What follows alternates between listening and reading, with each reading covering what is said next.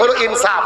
বাংলাদেশের একজন অন্যতম পরিচিত মুখ, আন্তর্জাতিক খ্যাতি সম্পন্ন মুফাসসির মাজলুম আলেমে দ্বীন আমাদের প্রিয় ভাই মুফতি আমির হামজা, সবাই চেনেন না?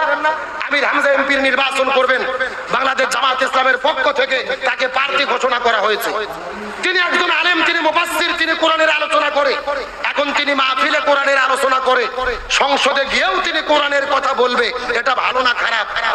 আল্লামা সাঈদী সেই রকম পৃথিবীর শ্রেষ্ঠ মুফাসসির ছিলেন, আবার সংসদে কোরআনের পক্ষে তিনি বক্তব্য দিয়েছে। আগে মানুষের ধারণা ছিল মোল্লার দৌড় হলো মসজিদ পর্যন্ত। জোরে বলেন কি পর্যন্ত? মোল্লা মানে বোঝেন না, হুজুরদের দৌড় হলো মসজিদ পর্যন্ত, বাড়িতে খাবে যাবে, মসজিদে যে নামাজ পড়াবে।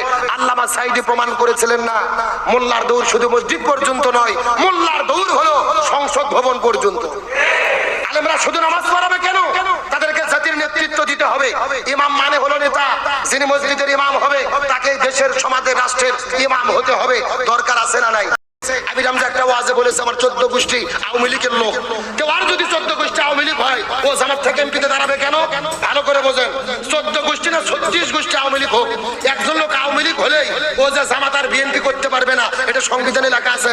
কোন লেখা আছে? আমাদের জাতির পিতা ইব্রাহিম আলাইহিস সালাম, তিনি হলো জাতির পিতা, অথচ তার পিতা আদর ছিল কি?